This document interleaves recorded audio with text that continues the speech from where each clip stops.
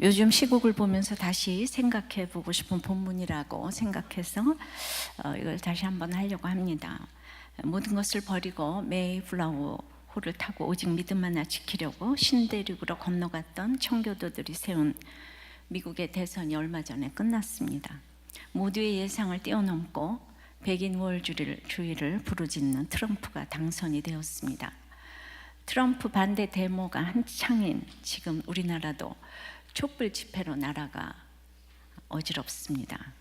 정치란 무엇일까요? 이 사무엘하 3장 1절에 보면 사울의 집은 점점 약하여 가고 다윗은 점점 강하여 간다고 했습니다. 그런데 그렇게 점점 강하게 되어 갔는데도 그 다윗의 치명적인 약점은 고쳐지지 않았습니다.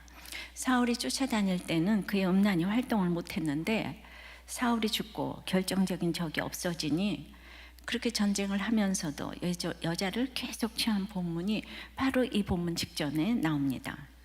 다윗의 극복할 수 없는 약점이 치명적인 약점이 되고 여전한 약점으로 공개되더니 오늘은 약함으로 이어지는 것을 보게 됩니다. 다윗은 뭐든지 훌륭하고 신앙이 좋다고 생각하지만 너무 약한 모습을 계속 보여주는 것은 십자가의 은혜가 필요한 이유입니다. 다윗이 내가 오늘 약하여서 오는 여러 가지 문제를 오늘 몇 가지로 살펴보겠습니다. 첫째로 오늘 내가 약하여서 기회주의를 넘어서지 못했습니다. 다윗의 이 참 치명적인 약점에도 불구하고 기다리니 원수가 스스로 분열해서 나라를 가져왔어요. 할 말이 없는 인생이지만 그럼에도 다윗이 인내했기 때문입니다. 전쟁은 무엇이나 어디서나 힘든 것입니다. 피비린내가 나는 것이 전쟁이에요. 기본 전투에서 다윗 쪽에 승리를 했음에도 끈질기게 다윗 왕가를 괴롭혔어요. 정말 끈질기게 괴롭히는 것이 있다면 이제 승리의 여명이 밝아오고 있습니다. 악한 이웃, 불우한 이웃을 손으로 이기려면 인내가 요구됩니다.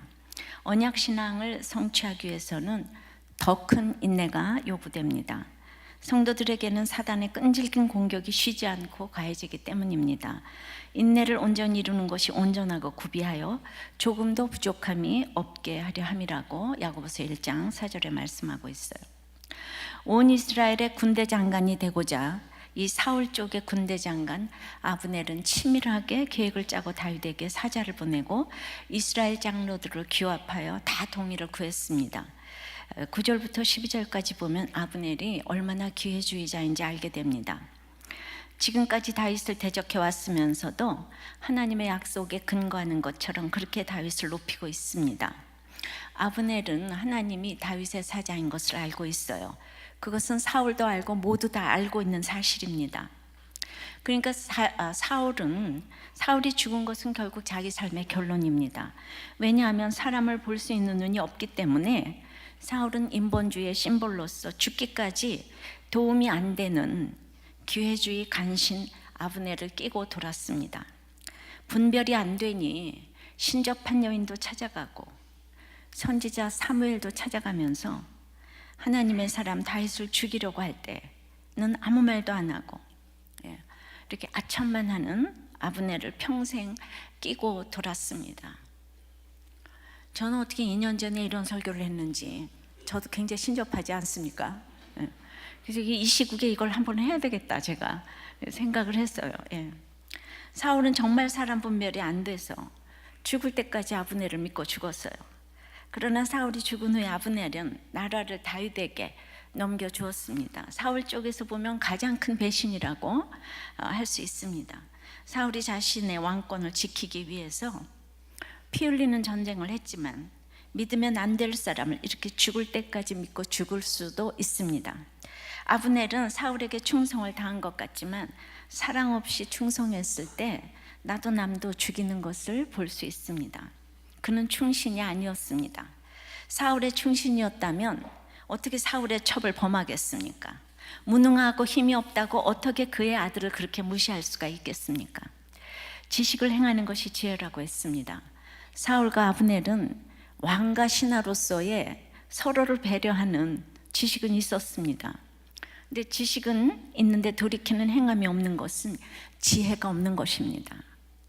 과거 최태민은 2주에 한 번씩 예배를 드리면서 박 대통령은 크게 되실 뿐이라고 날마다 왕과 신하로서의 서로를 배려하는 지식은 있었지만 백성을 향한 사랑으로 돌이키는 행함은 없었기에 지도자로서의 지혜로 이어지지는 않은 것입니다.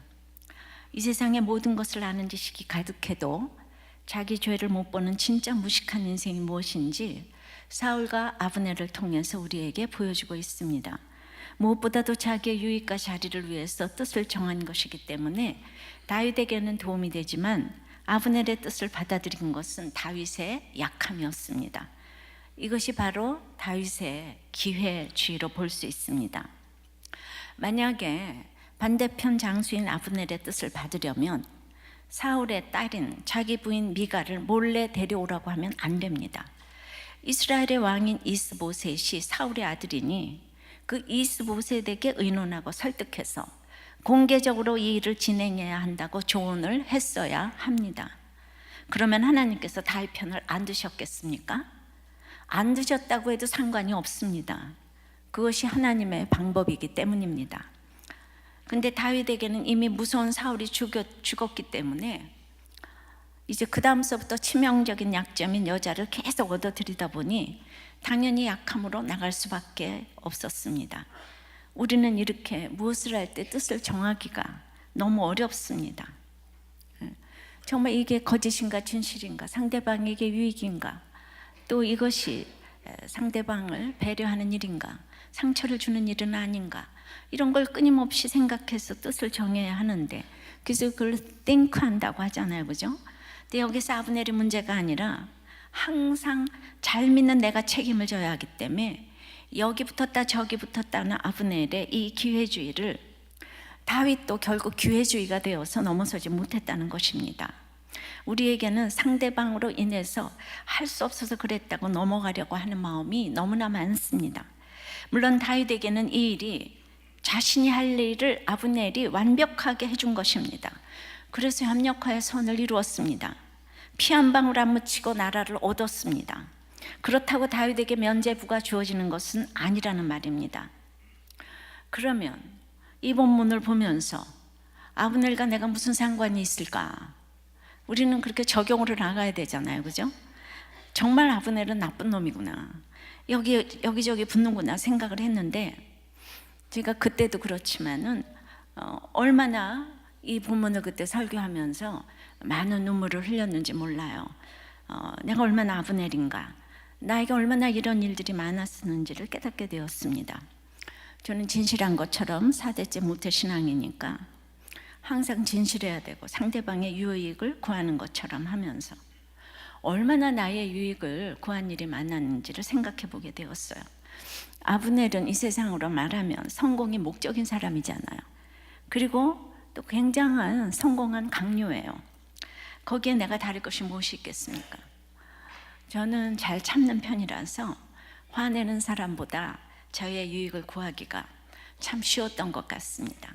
그것이 죄인 줄도 모르고 잘 참으니까 내가 인내하고 뜻을 잘 정한 줄 알았는데, 세월이 지나고 말씀을 볼수록 별 인생이 없다는 것을 알게 됩니다. 내 환경에서 내가 살아야 하니까, 참을 수밖에 없으니까 참았던 것이에요. 지금 보면 너는 왜 못 참니? 그렇게 말할 사람이 하나도 없는 것 같아요. 그러나 내가 참았으니까 남들 보고 또 식구들 보고 너는 왜 못 참니? 이야기를 너무 쉽게 하니까 제 옆에 사람들이 저를 너무 힘들어 하는 것입니다. 그래서 내가 얼마나 기회주의자인지를 생각하게 되었어요. 내가 아브넬처럼 기회주의자가 되어서 가난한데 여기까지 왔구나. 내가 얼마나 처신을 잘했으면 선생님들이 그렇게 잘 봐주어서 피아노도 돈도 없이 하고 예고 강사도 돈도 없이 되었겠는가. 요즘에 정유라를 보면 하나님 빼기 최고 아니겠어요? 예, 엄마 빼기 몇 년도 못 가서 3,000% 이렇게 빠져요. 근데 그게 하나님 빼기라기보다 내가 믿음으로 행한 것이 아니고 정말 처신을 잘했기 때문에 가능한 일이었다는 생각을 하게 되었습니다. 그러면 여러분들 가운데서 또 저 신을 잘하고 싶지 않은 사람이 어디 있겠습니까? 근데 저는 그때 믿음도 없는데 어떻게 그런 학창 시절을 보냈는지 모르겠습니다. 나의 도덕과 윤리는 남이 보는 데서는 무조건 너무나 훌륭하고 또 안 보면 장학금을 받아야 하니까 저는 그게 너무나 저의 절박한 문제니까 심지어는 컨닝을 한 적도 있었다고 했어요. 그리고 늘 실기 시험 때 모두 앞에서 나는 피아노 연습을 하나도 안 했다고 하고 시험 볼 때도 공부 하나도 안 했다고 하면서 거짓말인지도 모르는 거짓말을 그렇게 일삼았다는 생각이 들고 공부를 잘하려면 얼마나 이기적이어야 했는지를 뒤돌아보게 되었습니다.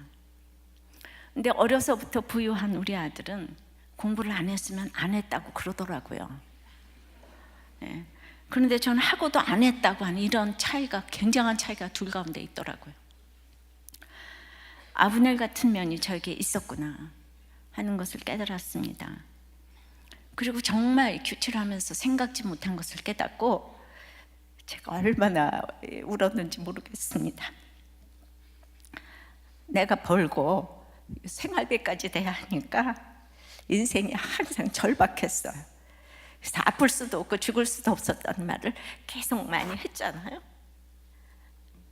근데 이번에도 큰 수술을 하고 지금 이제 3주 됐는데 정말 3주 동안 제가 아플 수도 없고 죽을 수도 없다는 생각을 여전히 하고 있는 거예요. 왜냐하면 여러분들 때문에. 좀 평생 그 생각을 이렇게 하는 게 습관이 이렇게 돼 있는 거예요. 그래서 아픈데도 계속 영상 기도 제목을 보내고 음성으로. 예, 그러니까 그 믿음이 없어도 아마 그게 이제 습관적으로 저한테. 내 옆에는 부자도 너무 부자인 친구들이 항상 있었어요. 지나고 나서 보면 그 부자 친구들을 보면서 제 속에서 어찌 비굴함이 없었겠습니까? 그러니 살아남아서 내가 그렇게 못될 것이 어디 있는가 하며 나의 쌓아놓은 간판으로 부자인 신랑에게 선뜻 시집을 갔습니다. 아브넬이 이스보셋 왕보다는 다윗 왕을 택해야 되겠다는 뜻을 정한 것처럼 제가 이 두 왕 중에 학교에 남는 것보다 다윗처럼 믿음이 있는 장로님 댁, 그것도 부자에게 시집가는 것이 나에게 훨씬 유익이 있겠다는 생각을 했습니다. 말씀으로 인도 안 받는 것이 무엇인지 전혀 몰랐습니다. 물론 저도 결혼을 해서 지금의 제가 있습니다. 하나님의 세팅입니다. 그렇지만 제가 믿음이 좋아서 행한 결정이 아니었다는 것이에요. 다윗처럼 너무 약해서 한 결정들인데 하나님이 저를 불쌍히 여기셔서 여기까지 오게 하셨다고 생각이 됩니다. 이렇게 성공지향적으로 나갔던 아브넬은 죽이셨는데 저는 죽이지 않고 여기까지 오게 하셨구나 생각하니 정말 은혜가 아니면 이렇게 설 수가 없는 인생이라고 생각이 되었습니다. 적용해 보십시오. 여러분의 기회주의는 어디까지입니까? 여러분의 욕심이 기회주의에 넘어가는 것을 인정하십니까? 두 번째, 이 다윗이 약하여 신복의 배반을 처리하지 못했습니다. 22절 3절에는 요압이 전쟁을 이기고 돌아와서 아브넬이 다윗을 만나고 평안히 갔다는 소식을 들었습니다. 그래서 아브넬이 평안히가 아니라 평안히 갔고 평안히 간다이다 하면서 지금 죽으러 가는 아브넬을 평안히 갈 수 없는 아브넬이 평안히 갔다고 자꾸 강조를 합니다. 사실 이것은 하나님의 뜻이었다는 암시입니다. 그러나 그 사울의 군대 장관 아브넬 편에서 보면 평안히 갔지만, 그리고 다윗과의 회담은 성사되었지만 다윗이 평안을 보장하지 못했습니다. 아브넬의 평안은 일시적인 평안입니다. 다윗이 보장해 주는 것이 아니라 하나님만이 아브넬의 평안을 보장하고 하나님의 가치관이 그 속에 들어갔을 때 평안한 것이지 다윗이 평안을 보장해 주는 것은 아니라는 것입니다. 그래서 평안이 갔지만 아브넬은 죽게 됩니다. 누군가 나의 앞날을 보장해 줄 것 같지만 사람은 믿음의 대상이 아닙니다. 항상 하나님 앞에서 살아야 하나님이 보장을 해 주십니다. 그런데 거기서 요압의 신복이 아브넬이 왔는데요, 평안히 갔어요. 이러면서 요압과 다윗을 이간질시키는 발언을 합니다. 그러니까 자기의 원수 아브넬이 다윗을 만나 평안히 갔다고 하는 것은 요압에게는 가장 뒤집어질 말인 거예요. 이제 통일왕국이 눈앞에 왔는데, 그러니까 이제 이 부하는 상대방에게 하나도 욕하는 것 같지 않게 하지만 아브넬이 평안히 갔어요 하면서 들으면 뒤집어질 것을 알고 말하는 여러분들의 속셈이 또 얼마나 많겠어요. 하나도 욕하는 것 같지 않게 평안히 갔어요. 근데 그건 상대방에게 너무 뒤집어질 말이에요. 근데 보니까 또 제가 얼마나 나도 이랬을까 생각해 보게 됩니다. 항상 교양 있게 이야기하면서 제가 뒤집어지는 이야기를 많이 합니다. 제 전공입니다. 저만 보면 짜증나는 사람이 이렇게 많아요. 그러니까 나는 뭐든지 잘 참으니까. 그래서 다 이것을 보니까 이것도 또 제 이야기 같습니다. 24절 5절에 보니까 요압이 왕에게 나아가 이르되 어찌하심이니까 아브넬이 왕에게 나와왔거나 어찌하여 그를 보내 잘 가게 하셨나이까. 왕도 아시려니와 넬의 아들 아브넬이 온 것은 왕을 속임이라. 그가 왕에 출입하는 것을 알고 왕이 하시는 모든 것을 알려 함이니이다 하고, 요압은 아브넬이 화해하러 온 것이 아니라 왕을 속이러 왔다고 따집니다. 근데 이럴 때 다윗은 자기 신복 요압의 말을 들어야 되겠습니까? 원수인 아브넬의 말을 들어야 되겠습니까? 리더를 하려면 뭔가 결정을 해야 하니 누군가의 말을 들어야 하는데, 어제까지 아브넬이 원수였지만 지금은 아브넬을 믿어서가 아니라, 다윗은 아브넬이 또 배반할 것을 알았지만 지금 이 상황에서는 나라에 피를 묻히지 않고 아브넬이 약속을 지켜서 자기 부인 미갈을 데려왔고 20명을 데려왔기에 이때는 아브넬을 믿어야 되는 거예요. 그러나 요압이 이런 거 이해하지 못합니다. 항상 요압은 아브넬은 나쁜 놈인 거예요. 그냥 다윗같이 15광야를 지나도 구속사가 안 깨달아지니까 날마다 나쁜 놈은 나쁜 놈이고 좋은 사람은 항상 좋은 사람인 거예요. 같이 이렇게 혈전을 거치면서 구속사를 지나왔어도 아브넬은 사울의 군대 장관이니까 나쁜 놈인 거예요. 나쁜 사람도 오늘 달라질 수 있어요. 아브넬과 다윗은 원수였지만 이때는 사실 영적 교류가 이루어질 때였어요. 그런데 다윗은 요압이 따질 때 왜 그러냐고 한마디도 하지 못합니다. 왜냐하면 요압이 너무 무서운 사람인 거예요. 왜? 전혀 못 알아들으니까. 들을 태세도 안 되었고 15년 동안 너무 자기를 위해 일을 해주었기 때문에 지금 한마디도 말을 못하고 있습니다.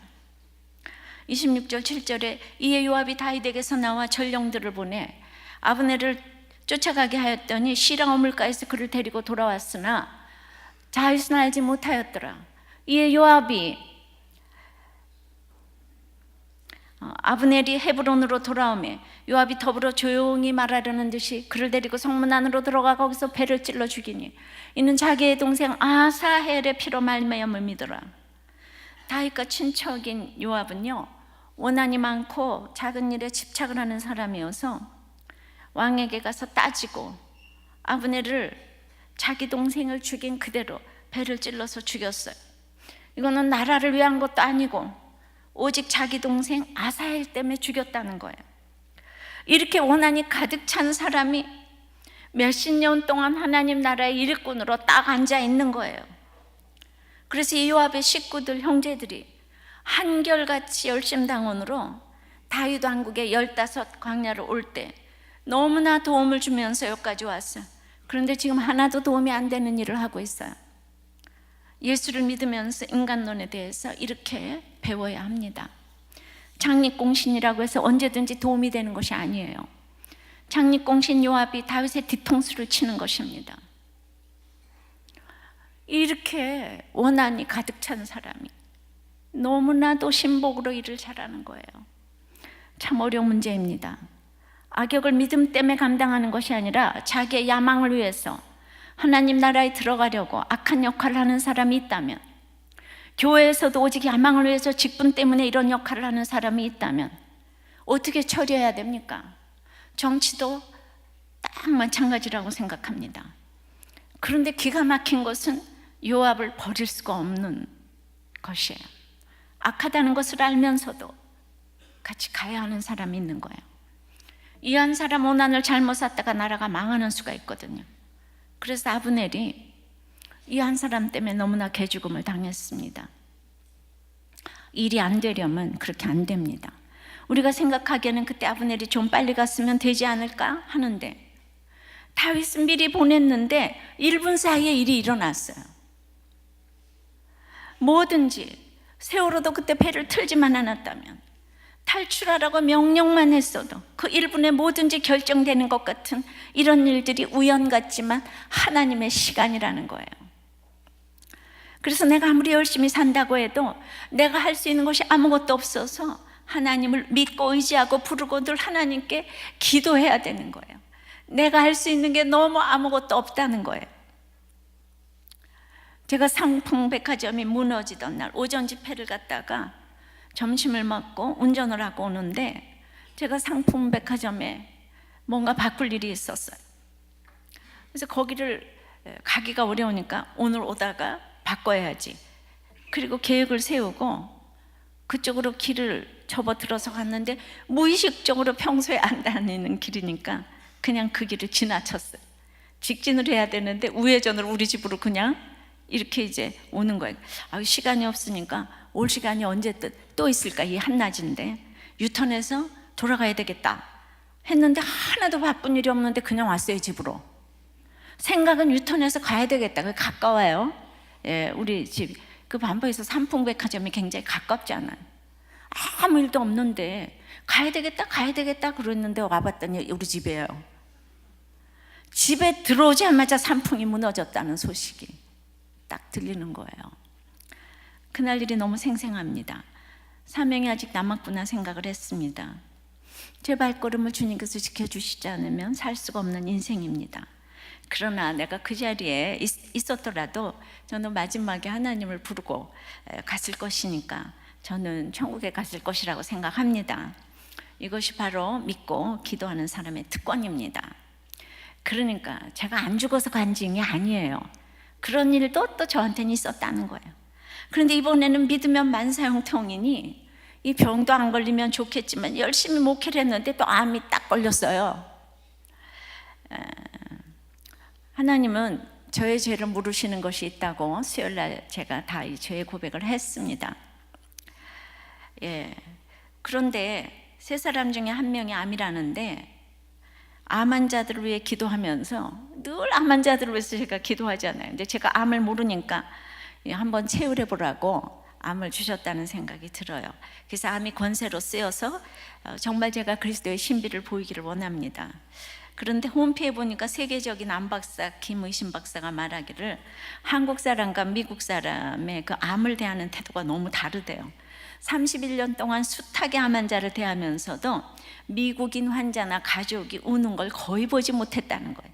근데 한국인 환자나 가족은 대화를 나누다가 울음이 복받쳐서 이야기를 못하는 경우가 대부분이래요.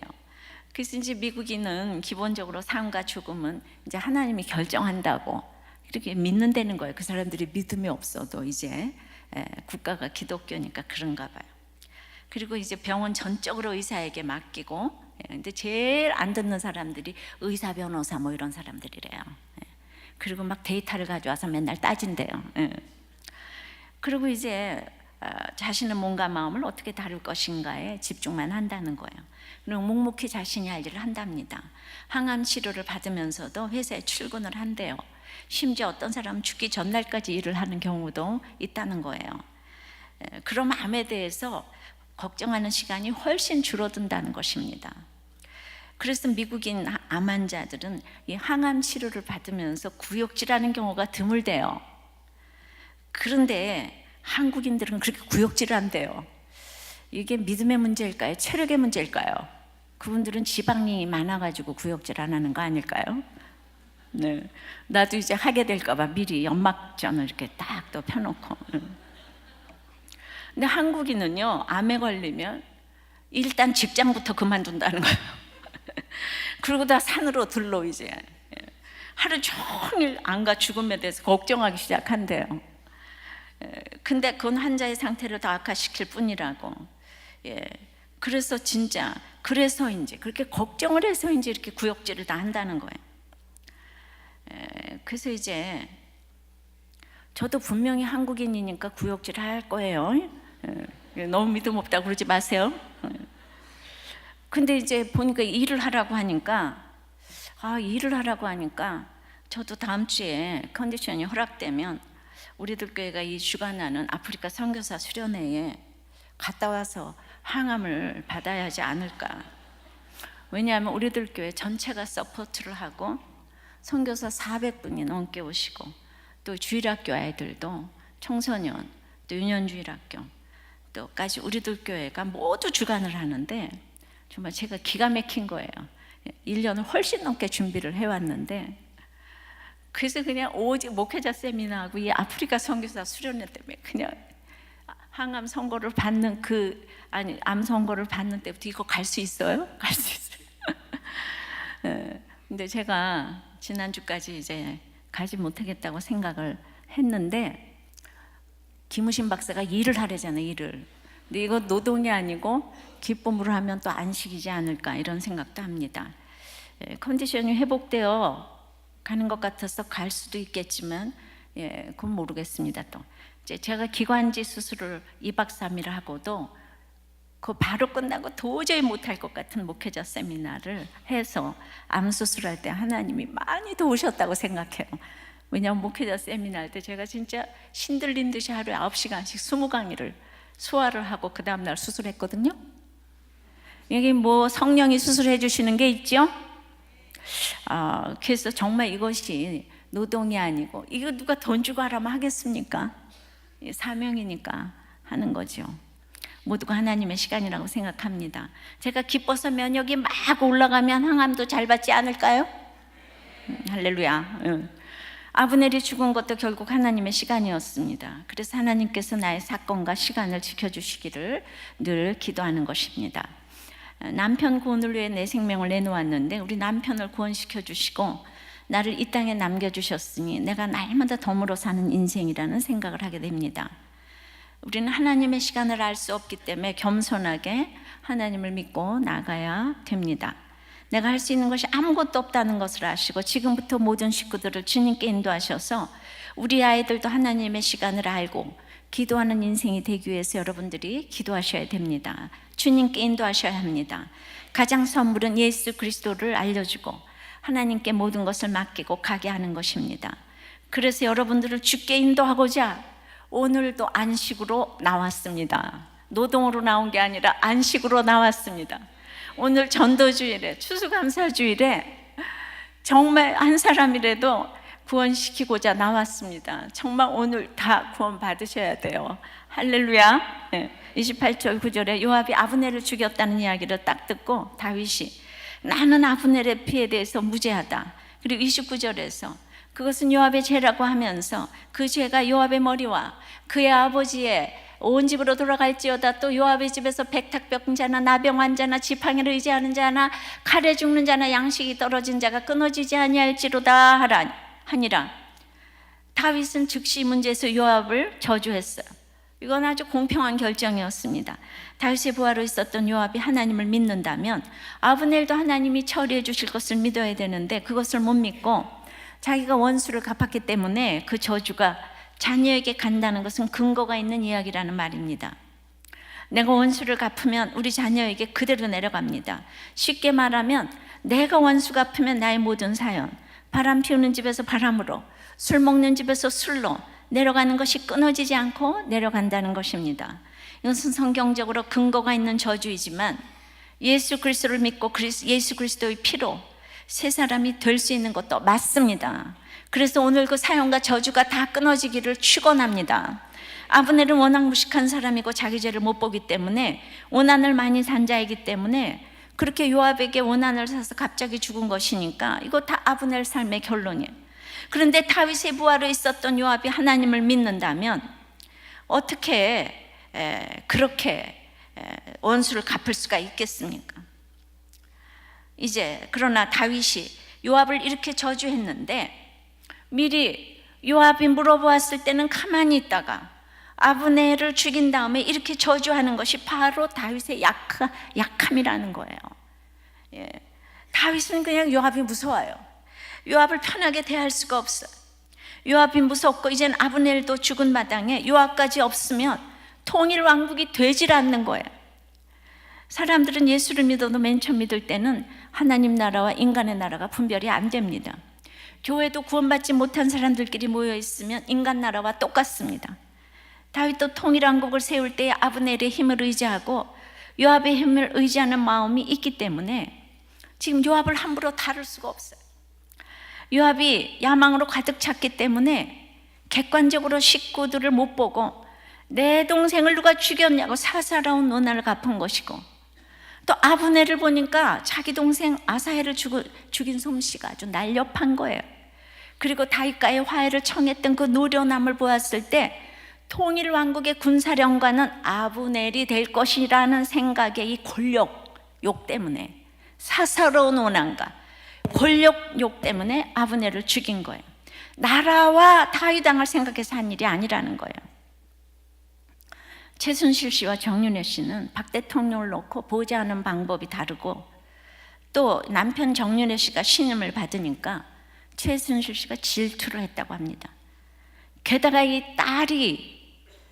딸을 객관적으로 보지 못하고 이 권력을 이용해서 이 딸 끼고 돌다가 대한민국을 정계, 재계, 학계, 문학계, 스포츠계를 초토화시키는 전대미문의 사건으로 이렇게 커졌어요.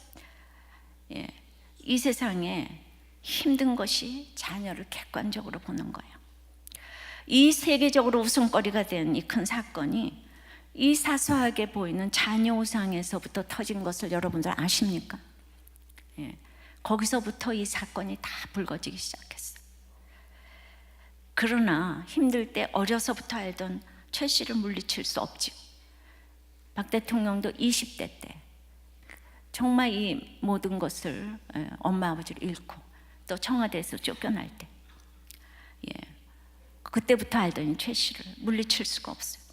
그래서 결국은 이 질투를 하니까 최 씨의 이혼으로 결론을 낸 것 같습니다. 이혼은 도시락 싸들고 다니면서 막아야 하는데, 저는 가정을 깬 것도 보좌를 받는 지도자로서는 생각해 봐야 될 일이라고 생각을 합니다. 이 무서운 요압은 오랜 시간 다윗에게 한마디도 대들지 아니하고 다윗을 절대 추종하다가 자기 자리가 걸리니까 이렇게 무섭게 달라집니다.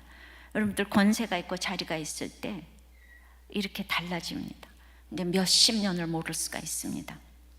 왜냐하면 내 자리라는 목적이 있기 때문에, 목적이 있을 때는 무조건 참을 수가 있습니다. 그래서 우리가 사람을 분별하기가 너무 어렵습니다. 근데 요압이 결정적으로 다윗의 부하로서 구속사가 안 깨달아지는 거예요. 다윗의 원수인 사울과 아브넬이 죽었다고 요압이 어떻게 슬퍼하겠습니까? 이 원수를 용서하라는 것도 이해가 안 되고, 또 그러니까 이런 요압이 다윗의 신복이니 얼마나 다윗이 힘들었겠습니까? 참으로 아이러니컬한 일은 다윗의 결정적인 원수를 요압이라는 제갈공명이 다 무찔러 주었어요. 아브넬이 그렇고 우리아가 그렇고 아들 압살롬이 반역할 때도 이럴 수도 없고 저럴 수도 없는 일에 항상 요압이 자기의 야망으로 원수를 다 처단한 거예요. 그러니까 다윗은 요압에게 약점을 점점 더 잡히니까 점점 더 무서워서 함부로 다룰 수도 없어서 배신을 막지도 못하고 배신 후에 죽이지도 못했습니다. 그러나 말씀에 의거한 저주를 했어요. 네 집에서 백탕병자, 나병 환자가 나올 거다 이러면서 30절에도 이 아브넬을 죽인 것은 요압뿐만이 아니라 아비새도 관련이 되어서 요압의 형제들이 전부 다 같이 공모를 해서 같이 죽인 거예요. 여러분, 다윗과 같이 그다지도 고난을 같이 겪었는데 인간의 이해는 어디까지 해야 됩니까? 요압은요, 다윗이 이해가 안 돼요. 신복인데도 이해가 안 돼요. 왜 다윗이 자기에게 경배하고 원수 사울의 왕관을 가져온 아말렉 소년을 죽이는가? 이게 또 이해가 안 돼. 원수 아브넬을 죽인 부하 요압을 지금 왜 저주하는지 이해가 안 돼. 기름 부은 자 사울을 슬퍼하면서 아브넬을 위하여 애가까지 짓는 것이 구속사인데, 이 모든 것이 요압은 이해가 하나도 안 되는 거예요. 여러분들 가운데도 이 똑똑한 사람은 제 설교가 하나도 이해가 안 되는 거예요. 구속사를 모르면서도, 그런데 무서운 것은 다윗의 의중을 꿰뚫어 보고 있는 거예요. 그러니까 얼마나 무서운 사람이에요. 이 옆에 긴장할 수밖에 없는 사람과 끝까지 같이 갈 수밖에 없어요. 내가 할 수 없는 인간관계에서 다윗의 지경이 넓어지듯이, 인간관계가 힘든 사람이 하나도 없다면 여러분은 요압이고 바로 아브넬이구나 라고 생각해 봐야 합니다. 이 시험이 어렵기 때문에 7년 6개월을 기다리게 하시고 사울과 아브넬과 아말렉의 시험을 치르게 하십니다.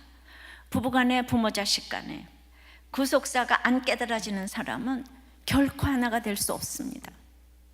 돈 있고 먹을 것 있고 잘해주니까 하나가 된다고 착각할 뿐입니다. 여러분들에게 진짜 바람 피고 돈 없고 명예 떨어지고 그때 진짜가 하나가 되는지 그때 시험해 봐야 합니다. 바람 핀다고 중내 산에 이러는데 뭐가 하나가 되겠습니까? 바람 피면 피는 거지. 이해가 안 되죠? 지금 바람 펴서 예수 믿은 집이 한두 집이에요. 바람 펴, 이거 다 해봐야 돼요. 이런 모든 거 해봐서 진짜인가 가짜인가를 가려봐야 되는데, 우리는 그렇게 바람도 안 피고 돈도 잘 벌고 하나가 되는데, 그건 구속사가 깨달아져서 하나가 되는 게 아니에요. 신복으로 몇십 년을 있었어도 깨달아지지가 않습니다. 나를 반대하는 자 중에 나를 돕는 자가 있고, 나를 돕는 자 중에 해를 끼치는 자가 있습니다. 적용해 보세요. 가장 가까운 사람이 뒤통수를 치는 배신을 겪어본 일이 있는지 나누어 보십시오. 같이 갈 수도 안 갈 수도 없는 사람이 내 옆에 있습니까? 하나님의 은혜입니다. 세 번째는, 그래서 오늘 내가 너무 약하여서 너무 어렵다고 고백을 합니다. 자, 이 일로 이스라엘은 다윗에게 등을 돌리게 되었어요. 왜냐하면 화해를 청하러 간 아브넬을 죽였으니까. 다윗을 보고 믿겠습니까? 우리도 아브넬처럼 죽일 거야. 여러분, 지금 사울은 이스라엘이고 다윗은 유다입니다. 잘 들으세요. 다윗 최고의 위기가 왔어요. 그러나 다윗은 위기 때 강해요. 그 기름 부은 자를 위하여 여전한 방식으로 애가를 부르고 슬퍼하면서 사울 왕가의 아브넬을 위하여서 애가를 불렀어요. 다윗에게 위기가 왔지만은 상여를 따라가고 성지 헤브론에 장사를 해주고 요압을 말로 저주하고 겸손하게 낮아져서 소리 높여 울고 옷을 찢으라고 하며 금식하고 내가 음식을 먹으면 벌 위에 벌을 내릴지어다 하면서 본을 보였습니다. 자기의 왕권 때문이 아니고 하나님 나라 때문인 것입니다. 다윗은 자신이 통제하지 못한 요압과 아비새를 아브넬이 와서 견제해 주기를 바라는 마음도 있었지만, 자신의 객관적인 상태를 보고 사람들에게 하소연하지 않고, 하나님, 오늘 내가 너무 약하여서 이 일이 너무 어렵습니다. 저는 이것이 다윗의 강함이라고 봅니다. 요압 같은 인본주의 세력이 다윗을 끝까지 방해를 합니다. 약점은 계속해서 드러나고 약하여서 기회주의를 넘어서지 못하고 배반을 막지도 못하고 처리하지도 못하지만은 우리가 할 수 있는 게 없어요. 나는 상관이 없다. 내가 그를 죽였냐? 그러시면 안 됩니다. 아브넬과 요압은 다 자기의 자리 때문이었지만은 다윗은 하나님 나라 때문에 이스라엘의 구원이 눈앞에 왔는데 멀리 간 것 같아서 자기를 이렇게 모든 사람들을 위해서 울고 기도하게 해준 사울이 감사하고 아브넬이 자기 나라를 가지고 오겠다고 하니까 이것이 다 너무나 감사해서 구속사를 이루게 해준 그 사람들이 감사해서 옵니다. 사울을 위해서 울고 아브넬을 위해서 울고, 이것이 되면 하나님 만난 사람입니다. 끝까지 기름 부은 사울 왕가를 위하여 계속되는 시험을 치르고 있는 다윗을 봅니다. 내 속에 기름 부은 자를 위에 끝까지 대접하라는 것은 원수를 사랑하라는 것이고, 내 관계 질서를 지키라는 것이고, 그것이 하나님의 뜻대로 하라는 것입니다.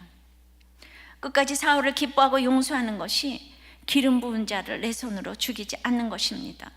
그런데 신복이 이를 그르쳤어요. 이 나라는 하나님 나라지 세상 나라가 아닌데, 목장도 세상 나라가 아니고 하나님 나라라고요. 구원 때문에 내가 일을 해가는데 어떤 사람이 세상 방법으로 그걸 가르치면은 우리가 얼마나 애통한지 몰라요. 내 뜻은 그것이 아니었는데. 그래서 애가를 같이 부르는 것입니다. 이것을 가르쳐 주는 것입니다. 이런 때는 이런 노래를 불러야 된다고, 바로 이것이 예배가 회복되는 것입니다. 여러분, 오늘도 슬픈 기도 제목 가지고 많이 오셨을 텐데, 여러분들이 힘들 때 이렇게 교회 와서 찬양하고 말씀 보고 기도를 해야 된다고 제가 가르쳐 드리고 싶은 것입니다. 그래서 이제 이스라엘 백성이 다윗의 진심을 조금씩 이해하기 시작했습니다. 부하가 잘못했어도 책임은 전적으로 다윗이 져야 합니다. 그래서 제가 아무것도 안 하는 것 같아도 날마다 교회를 위해서 눌린다고 했어요. 모든 것의 책임은 저에게 돌아오니까 내가 어떤 것도 모른다고 말을 할 수가 없는 거예요. 사도 바울이 그렇게 교회를 위해서 눌린다고 한 말이 정말 제 말입니다. 사도 바울이 굶고 배고프고 줄이고 매맞는 것과는 비교도 안 돼가 내가 교회를 향해서 눌린다고. 제가 이렇게 여러분 교회를 위해서 여러분들 기도 제목 때문에 얼마나 눌리는 것이 많은지 몰라요. 여러분들의 아픈 기도 제목 때문에 제가 성경 말씀 보면서 얼마나 회개하는지 몰라요. 그러면서 내가 책임을 져야 한다는 생각이 늘 드는 거예요. 왜냐하면 하나님께서 제게 영혼을 보내주셨으니까 제가 책임자이지 않습니까? 근데 교만한 사람들은 절대로 이런 걸 못합니다. 즉시 꿇어 엎드려 복종하고 금식하고 옷을 찢고 요압을 저주하고 야단칠 사람 야단치고 내가 할 것을 행하는 것이 안 되고 뭘 해야 될지 모릅니다. 나는 모른다, 나는 책임 없다, 이런 얘기밖에 못합니다. 계속 사울같이 아브넬처럼 높은 자리에만 있다 보니까 그런 게 절대로 안 됩니다. 그래서 드디어 이제 다윗의 진심을 알고 백성들이 와서 그래도 다윗 보고 밥은 먹어야 되지 않냐 하니, 내가 밥을 먹으면 내 위에 벌을 내리심이 맞다고 하니 드디어 온 백성이 기뻐하면서 왕이 무슨 일을 해도 기뻐하게 되었다고 드디어 백성들을 설득해낸 것입니다. 항상 목장에서 우리가 어떤 사람도 설득해내야 합니다. 무슨 말을 해도 설득해내야 합니다. 그런데 39절에 이제 백성들이 어떻게 그렇게 기뻐할 수가 있겠습니까? 39절에 그 답이 있습니다. 그것이 오늘의 결론입니다. 내가 기름 부음 받은 왕이 되었으나 오늘 약하였어. 오늘 약하여서 수르의 아들인 이 사람들을 제어하기가 너무 어려우니 여호와는 악행한 자에게 그 악한 대로 갚으실지로다 하니라. 1절에는 다윗이 점점 강하여 갔다고 했는데 마지막 절은 다윗은 오늘 내가 약하여서 내가 너무 어렵다고 이렇게 고백을 합니다. 같이 갈 수도 제거할 수도 없는 이런 문제가 다윗에게 있었다는 것을 보면서 수르야의 아들과 친했던 이유는, 수르야는 훗날 자신의 아버지인 이새의 아내가 된 나하스의 딸로 이복누이고 그녀의 아들들은 다윗의 조카가 되는데 워낙 다윗을 형들이 무시하다 보니까 이 계모의 아들들과 나이가 비슷하니까 그때 서름받는 사람들끼리 하나가 되어 친해졌는데, 이 수르야의 아들들은 또 상처가 해결되지 않아 이제 서로 하나가 딱 됐지만 자기를 괴롭히고 남도 괴롭히는 것을 보게 됩니다. 힘든 처지끼리 모여서 어려서부터 서로 도왔는데 이렇게 무서운 사람이 되었습니다. 그리고 다윗보다 더 오래 살면서 다윗을 괴롭혔어요. 다윗보다 요압이 더 오래 살았어요.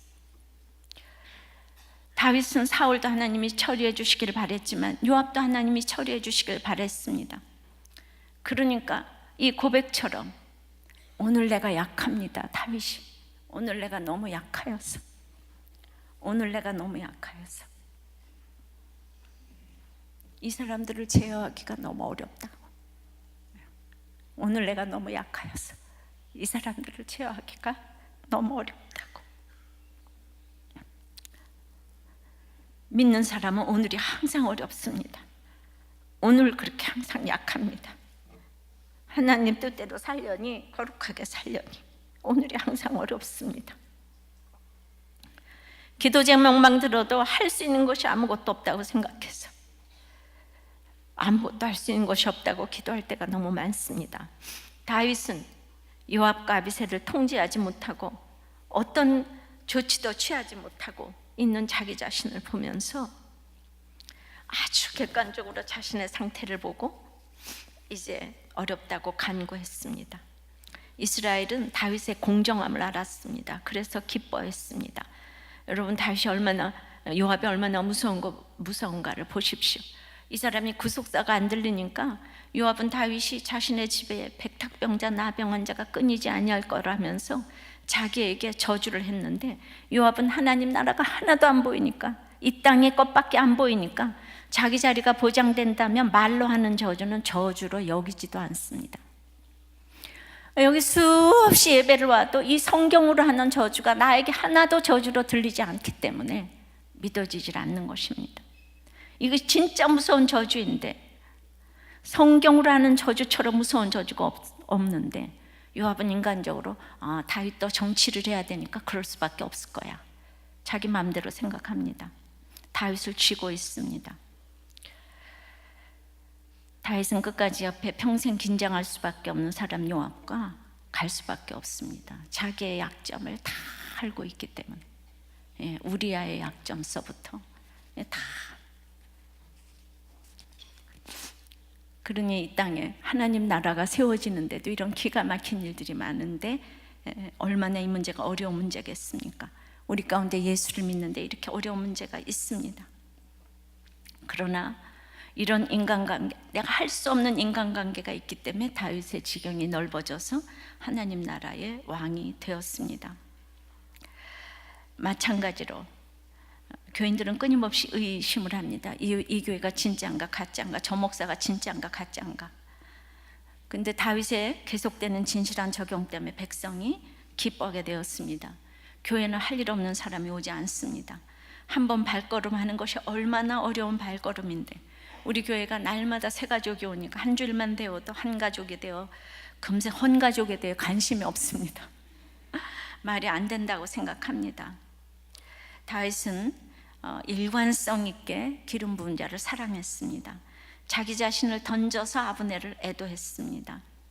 구원 때문에 사랑하고, 구원 때문에 가야 하고, 구원 때문에 우리는 결혼도 해야 되고, 구원 때문에 진로도 결정해야 되고, 구원 때문에 뭐든지 끝까지 기름 부은 자라는 거, 아까 말했듯이 질서의 우선순위라는 것입니다. 부부간에는 부부가 최고입니다. 부부가 잘 살아보려고 하는데 가서 내가 엄마 때문에 이 결혼을 하게 되었다고 하면 엄마가 나에게 책임전 가지 말라는 그런 소리 좀 하지 마시고, 아빠 때문에 내가 이 결혼을 했다고 하면 맞다고, 다 내 탓이라고, 내가 너무 약하다고 이야기하셔야지. 부모가 돼가지고 다 나는 책임이 없다고, 네 일은 네가 알아서 하라고. 알아서 하겠지만 그렇게 하시면 안 된다는 거예요. 원수를 사랑하는 게 너무 어려워요. 살 수 없는 부부 생활을 산다는 게 너무 어렵습니다. 부모 또 부부, 이 자식 간에 내가 오늘 가족이니까 살아야 된다는 것이 너무 어려운 집이 많아요. 그러나 사셔야 됩니다. 부부가 끝까지 살 수 있는가? 이것을 하나님이 물어보십니다. 사울 왕가의 실력자인 아브넬은 사라지고 요압이라는 실력자가 다윗의 방해 요인으로 떡하니 등장을 하게 되었습니다. 저는 이렇게 다윗의 치명적인 약점과 여전한 약점과 약함의 가운데서도 점점 강해진다는 것이 하나님의 은혜 아니겠습니까? 은혜로밖에 우리는 설 수 없습니다. 우리는 15광야를 지나고 예수만 믿으면 뭐든지 되어야 한다고 생각합니다. 예수 믿는 우리는 오늘 약해서 어렵다고 고백을 해야 됩니다. 말씀을 맺습니다. 오늘 내가 약하여서 기회주의를 넘어서지 못하고 배반을 막지도 못하고 처리하지도 못하고, 그것이 다윗이 15광야를 지난 후에 하는 이 고백이라고 생각이 드십니까? 그런데 우리가 다 아다시피 우리의 시국도 그렇고 이렇게 말씀대로 여러분들이 기도를 하셔야 되는 거예요. 나라를 위해서도 저는 어떻게 몇 년 전에 이런 설교를 했는지 여러분, 제가 약간 신접해 보이지 않습니까? 예, 정말 말씀이 있다면, 내가 원칙을 지키고 가면, 근데 원칙을 지키는 것이 예수님이 아니면 안 되는 거. 그래서 오늘 내가 약하오니 이 사람들을 제어하기가 어렵다고 그렇게 고백하는 여러분들이 되시기를 바랍니다. 찬양하고 기도하겠습니다. 말씀을 마음에 깊이 새기며 고백하겠습니다. 나의 영혼, 나의 영혼, 연약하여 지치고 근심 속에 내 마음 눌릴 때 주 오셔서 나와 함께 하시니 잠잠하게 나 기다립니다. 다시 한번 나의 영혼, 나의 영혼, 연약하여 지치고 근심 속에 내 마음 눌릴 때 주 오셔서 나와 함께 하시니 잠잠하게 나 기다립니다. 주님의 손, 주님의 손 날 일으켜 주시고 풍랑 위를 나 걷게 하시네. 주 어깨에 기대어 있으니 이전보다 더 나아가게 되니 더욱 간절히 나의 영혼,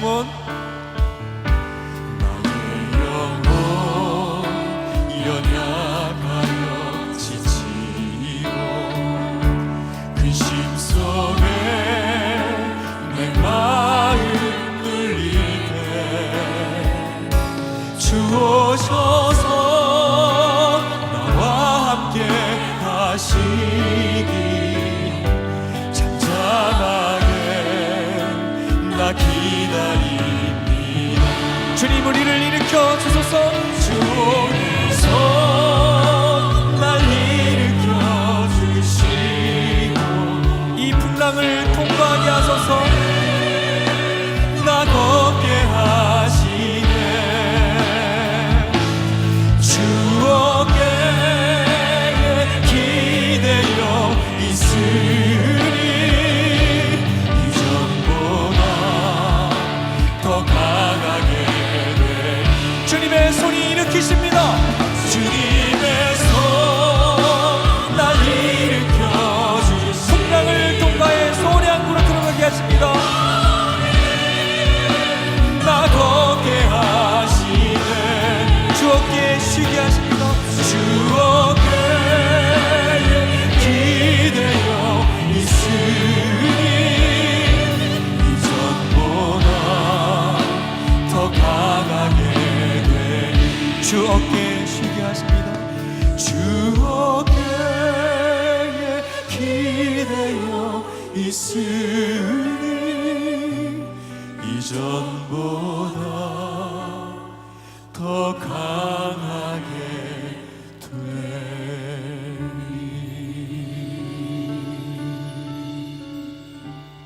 여러분들, 오늘 내가 약하여서 기회 주의를 넘어서지 못하고 이렇게 배반을 막지도 처리하지도 못하는, 내가 무서워서 버릴 수도 같이 갈 수도 없는 요압 같은 사람이 있는데 이걸 하나님이 다 아신다고 합니다. 그리고 내가 죽을 때까지 더 오래 산다고도 하십니다. 그러나 이제 여러분들의 그 어려운 전쟁을 하나님이 오늘 아신다고 하십니다. 여러분들도 이렇게 고백을 하시고 기도하시고, 그리고 여러분들의 그 기도와 그 사랑의 금식으로 제 치료 방법이 항암으로 정해졌습니다. 너무나 감사합니다. 이제는 치료 방법이 정해졌으니까 금식을 끝내시고 여러분들의 모든 기도 제목을 놓고 하나님, 내가 오늘 약하여서 이 전쟁이 너무 어려우니까 나를 도와주세요. 그리고 이제 저의 항암을 위해서도 기도해 주시고, 그리고 오늘 다 하나님, 내가 어렵습니다.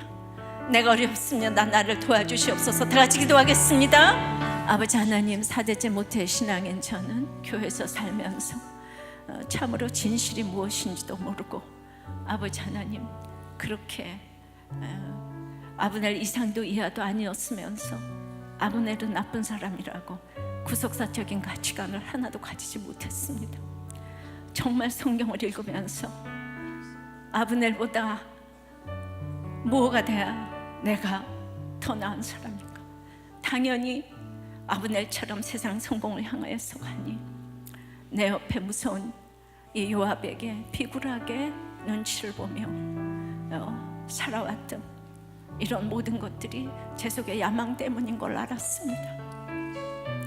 근데 어려서부터 육적으로, 정신적으로, 영적으로 항상 하나님은 저에게 아플 수도 없고 죽을 수도 없다, 이런 걸 습관적으로 살아오게 하셔서 주님, 참으로 이제 오늘 내가 약하오니 이 사람들을 제어할 수가 없습니다 하는 그 고백이 이렇게 늘 쏟아져 나왔던 인생이었음을 고백합니다.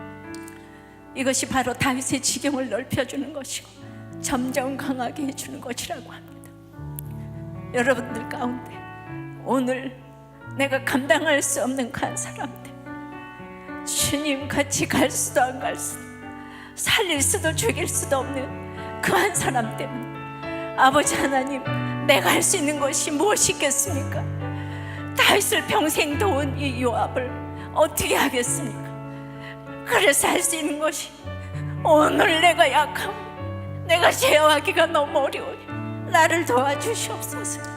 주님, 나를 도와주시옵소서. 오늘 내가 약하오니 나를 도와주시옵소서. 오늘 내가 약하오니 나를 도와주시옵소서. 주님, 내가 할 수 있는 것이 아무것도 없습니다. 나를 도와주시옵소서. 나를 도와주시옵소서.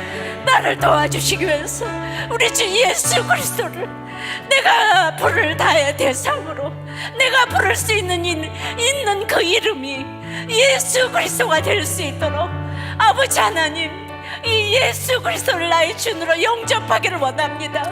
아버지 하나님, 인생의 목적이 아버지 구원이 되며 구원 때문에 살고 구원 때문에 가는 우리 인생이 되기 위하여서 이 나라 정부가 예수 그리스도를 알고 아버지 하나님, 그 예수가 구원자라는 것을 알고 천하의 구원을 얻을 만한 다른 이름을 주신 일이 없다고 하셨어. 이렇게 아버지 하나님, 이렇게 약할 때 강한 되시는 주님 때문에 오늘 여러분들에게 이 예수님을 소개하고자 합니다. 내가 약할 때 부를 수 있는 그 이름 예수님을 나의 인생의 주인으로 영접하기 원하시는 분들 그 자리에 일어나 주시고, 여러분들을 위해서 제가 오늘 기도해 드리겠습니다. 여러분들을 위해서 참으로 내가 진정 이제 약하다고 주님께 고백하겠습니다. 주님, 나를 도와주시옵소서. 그럴 분들이 그 자리에 일어나 주십시오. 참으로 교회에 남들이 다 부러워하는 자리에 앉아 있어도 날마다 이혼을 생각하고 죽음을 생각했습니다. 일어날 힘 없는 전혀 없는 그 한 사람이 오늘 이 자리에 왔다면 주님의 이름을 부르시기를 원합니다. 그 자리에 일어나셔서 우리 주님을 같이 부르고 가는 이 공동체의 일원이 되었으면 좋겠습니다. 주님, 내가 약하오니 이 환경을 제어하기가 힘듭니다. 이 사람을 감당하기가 힘듭니다. 주님, 나를 도와주시옵소서. 주님, 나를 도와주시옵소서.